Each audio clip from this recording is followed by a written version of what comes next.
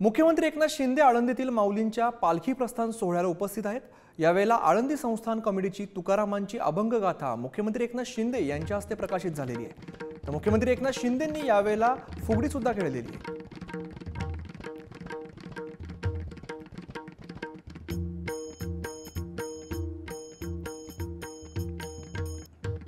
संत ज्ञानेश्वर माऊलींच्या पालखीचं प्रस्थान पुण्याच्या आळंदीमधून आज होत आहे।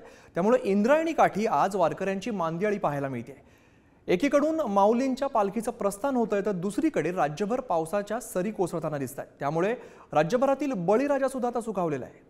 आपण काही दृश्य पाहतोय। गोंदिया असेल, वाशिम, हिंगोली, गडचिरोली, नागपूर आणि कोल्हापूर सगळ्या ठिकाणी आपल्याला मोठ्या प्रमाणात पावसाच्या सरी कोसळताना बघायला मिळतात। त्यामुळे काहीसा शेतकरी राजा सुद्धा आता सुखावलेला दिसतोय।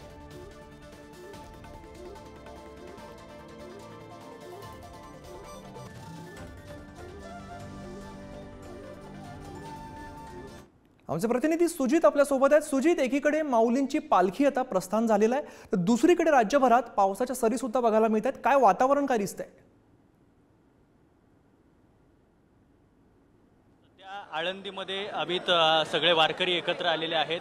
पूर्वापारपासून असं म्हटलं जातं की वारकरी पेरणी करतात आणि उगवेपर्यंत वारी करतात, अशी पहिल्यापासूनची वारकऱ्यांची भावना आहे। आतापर्यंत जे वारकरी या ठिकाणी आले त्यांच्यामध्ये कुठं ना कुठंतरी पावसाची चिंता न म्हटलं तरी जाणवत होती, परंतु आज पावसानं कृपा केल्याचं आपल्याला पाहायला मिळालंय। म्हणजे वारी या ठिकाणी निघाली आहे, वारकरी निघाली आहेत, त्याच वेळी पावसाला हा आनंद झालाय का असा खरं तर प्रश्न या ठिकाणी उपस्थित होतो। आणि या सगळ्यामध्ये पावसाची कृपा होणं हे वारकऱ्यांच्या आनंदाचं अत्यंत महत्त्वाचं कारण आहे। आज शेतकरी सुखावला असेल, वारकरी सुखावला असेल आणि महत्त्वाचं म्हणजे वारीमध्ये असणाऱ्या वारकऱ्याला अगदी गावाकडची सगळी चिंता हरपली आहे आणि तो त्या पद्धतीनं नाचतोय। आज सगळीकडं जे पावसाचं वातावरण झालंय, आळंदी नगरीमध्ये सुद्धा काही वेळापूर्वी थोडा पाऊस त्या ठिकाणी बरसलेला आहे।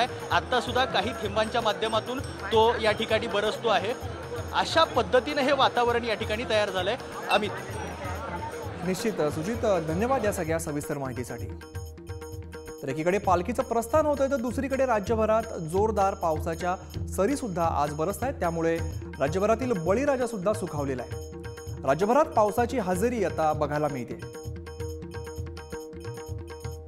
दोन दृश्य पाहतोय आपण। एकीकडे शेतकरी आपल्याला पेरणी करताना दिसतोय, पावसामुळे, पावसाच्या सरींमुळे खरं तर शेतकरी सुखावलेला आहे। तर दुसरीकडे वारकऱ्यांचा सुद्धा मोठा उत्साह बघायला मिळतोय।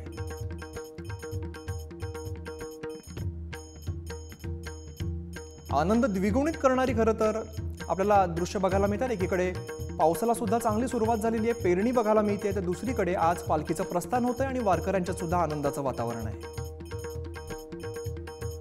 पुन्हा एकदा जाऊया सुजितकडे। सुजित, वारकऱ्यांमध्ये नेमका काय उत्साह दिसतोय आता?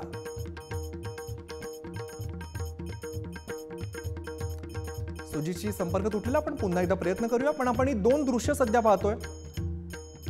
एकीकडे वारकऱ्यांचा सुद्धा मोठा उत्साह बघायला मिळतोय। आपल्याला हातात भगव्या पताका घेऊन खरं तर वारकरी दिसत आहेत। आपल्या आज खरं तर पालखीचं प्रस्थान होत आहे आणि दुसरीकडे आपण राज्यभरात पावसाच्या सरी कोसळताना बघायला मिळतात। त्यामुळे पेरण्यांसाठी सुद्धा चांगले दिवस आहेत। शेतकरी राजा सुखावलेला आपल्याला एकीकडे बघायला मिळतो आणि वारकऱ्यांचा सुद्धा मोठा उत्साह बघायला मिळतोय।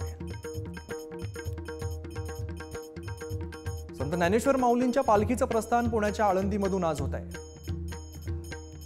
पुन्हा एकदा जाऊया, आमचे प्रतिनिधी सुजित आपल्या सोबत आहेत। सुजित, वारकऱ्यांच्यात काय उत्साह बघायला मिळतोय? अमित, सध्या वारकरी या ठिकाणी जमा झालेत। पताका काहींच्या हातामध्ये आहेत, काहींच्या हातामध्ये टाळ आहेत, काहींच्या हातामध्ये दिंड्या असतील, काहींच्या हातामध्ये टाळी वाजवण्याचा एक वेगळ्या पद्धतीचा आनंद आपल्याला सगळ्यांना त्यांच्यामध्ये दिसतोय। अगदी पाऊली करत, गोल करत, त्याच्यामध्ये नाचत गात हे वारकरी या ठिकाणी आनंद व्यक्त करतायत। अवघाची संसार सुखाचा करेन, आनंदेवरीनं तिन्ही लोकी, अशा पद्धतीनं या सगळ्यांच्या या भावना आहेत। जाईन गे माये तया पंढरपुरा, भेटेना माहेर आपुलिया, आपल्या माहेराला मी निघाले। ज्या पद्धतीनं एखादी सासरवाशीन आपल्या माहेराला जाते आणि तो आनंद असतो, एखादं लहान मूल ज्या पद्धतीनं आपल्या आजोळाला जातं। आज मला सांगायला आवडेल की आजचा मुक्काम हा गांधीवाड्यामध्ये असणार आहे आणि तो गांधीवाडा हा माऊलींचा आजोळ मानलं जातं। आज माऊली जणू गांधीवाड्यामध्ये आपल्या आजोळी निघालेत आणि ज्या पद्धतीनं आजोळ्याला जाताना लहान मुलाला जसा आनंद असतो तसा निरागस आनंद या वारकऱ्यांमध्ये आपल्याला पाहायला मिळतो। ते डोलतायत, ते नाचतायत, ते एकमेकांना आनंद वाटतायत। अगदी तुम्ही आम्ही खेळीमेळी गदारोळी आनंद आहे अशा पद्धतीनं त्यांच्यामध्ये वातावरण तयार झालेलं आहे। अमित, सुजित, खरं तर सगळा आनंद सोहळाच म्हणावा लागेल। धन्यवाद या सगळ्या सविस्तर माहितीसाठी। तर संत ज्ञानेश्वर महाराजांच्या पालखीचं प्रस्थान झालेलं आहे। त्याआधी ज्ञानेश्वर महाराजांची कुलस्वामिनी आई सप्तशृंगी मातेकडून आलेलं भरजरी वस्त्र माऊलींना अर्पण करण्यात आलेलं आहे। ही परंपरा नेमकी काय आहे ते जाणून घेतलंय आमचे प्रतिनिधी तुषार झरेकर यांनी। ज्ञानेश्वर महाराजांच्या पालखी प्रस्थान सोहळा खरं तर आज संपन्न होतोय आणि त्या जर आपण पाहिलं तर वारकऱ्यांची मांदियाळी या आळंदी नगरीमध्ये महत्वाची म्हणजे सप्तशृंगी मातेची जी साडी आहे, साडी चोळी खरं तर ती आता समाधी मंदिरामध्ये आलेली आहे। संत ज्ञानेश्वर महाराजांची कुलस्वामिनी ही सप्तशृंगी माता आहे। या अष्टदश भुजा मातेचा आशीर्वाद या पालखी सोहळ्याला असावा या उद्देशाने भरजरी पैठणी महावस्त्र माऊलींच्या समाधीवरती प्रसाद म्हणून चढवण्याची कार्यपद्धती सुरू केलेली आहे। हा आध्यात्मिक नाते ऋण संबंधाचा विषय आहे। एका कुलाचारातील भक्ताच्या समाधीवरती पालखी सोहळा प्रस्थानाच्या वेळेस एक आशीर्वाद म्हणून सप्तशृंगी मातेचा आशीर्वाद येथे सालाबादप्रमाणे आणला जातो। आपण बघितलं तर त्र्यंबकेश्वरची वारी ज्या पद्धतीने पूर्वपरंपरा चालत आलेली आहे, अनेक दशकांचा शतकांचा त्याला एक इतिहास आहे, अगदी त्या पद्धतीने पण दरम्यानच्या काळामध्ये ही कार्यपद्धती थांबलेली होती। मागील 10 वर्षापासून सातत्यपूर्व हा प्रसाद ह्या दिवशी येथे पोहोचवला जातो आणि आपण ज्ञानेश्वर महाराजांना माऊली म्हणतो आणि आईसाहेबांचा प्रसाद पैठणीच्या स्वरूपात त्या माऊलीच्या श्रीतत्वाला आशीर्वाद म्हणून पोहोचवला जातो।